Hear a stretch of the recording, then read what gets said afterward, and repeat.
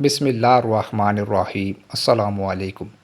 حضور صلی اللہ علیہ وآلہ وسلم نے ارشاد فرمایا کہ ایک آدمی کے 3 بھائی تھے، ایک بڑا بھائی، ایک درمیانی، ایک اس سے چھوٹا۔ جب اس شخص کا انتقال ہونے لگا تو اس نے اپنے بڑے بھائی کو بلایا اور کہا کہ آپ میرے بڑے بھائی ہیں اور میری موت کا وقت آ گیا ہے۔ میں یہ چاہتا ہوں کہ آپ میرے ساتھ ساتھ رہیں، میری قبر میں بھی آپ تشریف لائیں اور مجھ سے کبھی جدا نہ ہوں۔ وہ بڑا بھائی کہہ دے گا کہ میں تو یہ کام نہیں کر سکتا، البتہ اتنا کر سکتا ہوں کہ جب تک تیری جان میں جان ہے تیرے پاس بیٹھا رہوں گا، لیکن جوں ہی تیری جان نکل جائے گی پھر وہ مرنے والا میرا اور تیرا کوئی رشتہ نہیں۔ مایوس ہو کر اپنے دوسرے بھائی کو بلائے گا اور کہے گا کہ بھائی دیکھو، آپ بھی میرے بھائی ہیں، ہم میں پیار محبت رہی اور ہم ایک دوسرے کے ساتھ مل کر زندگی بسر کرتے رہے۔ اب میری موت کا وقت آ گیا ہے، بہتر یہ ہے کہ آپ میرے ساتھ میری قبر میں بھی آ جائیں تاکہ وہاں بھی ساتھ ساتھ رہیں جیسے یہاں ساتھ ساتھ رہے۔ وہ کہے گا کہ ایسا تو ہو نہیں سکتا کہ میں تیرے ساتھ آ جاؤں، ہاں اتنا کر سکتا ہوں کہ جب تک تیری جان میں جان ہے تیرے پاس رہوں گا، جان نکل جائے تو تجھے نہلاؤں گا، دھلاؤں گا اور پھر اس کے بعد تجھ کو اٹھا کر لے جاؤں گا، قبر میں تجھ کو پہنچا کر اس کے بعد واپس آ جاؤں گا۔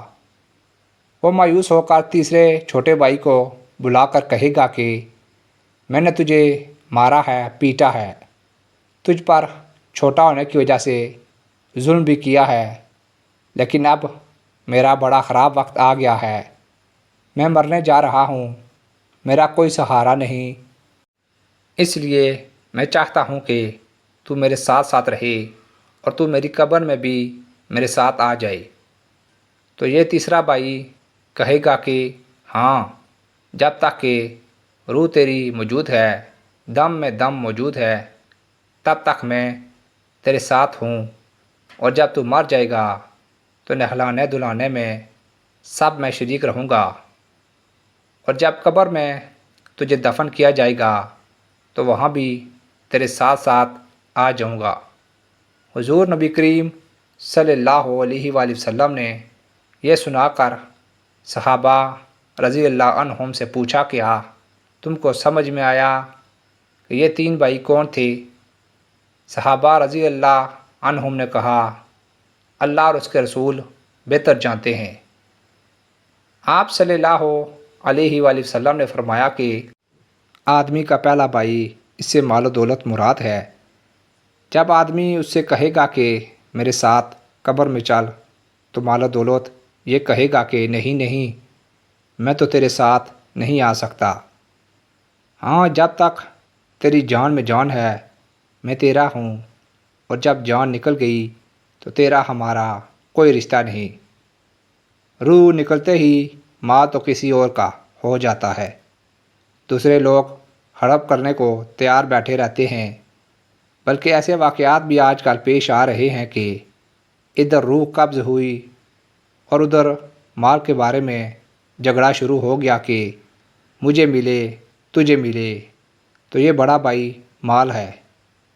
اور فرمایا کہ دوسرے بھائی سے مراد دراصل رشتہ دار ہیں، دوست احباب ہیں، یہ آدمی کے ساتھ اس وقت تک رہتے ہیں جب تک کہ قبر میں اس کو دفن کیا جاتا ہے، لیکن قبر میں دفن ہوتے ہی سب کے سب واپس آ جاتے ہیں۔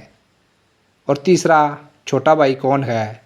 فرمایا کہ تیسرے بھائی سے مراد اس کے اچھے یا برے اعمال ہیں۔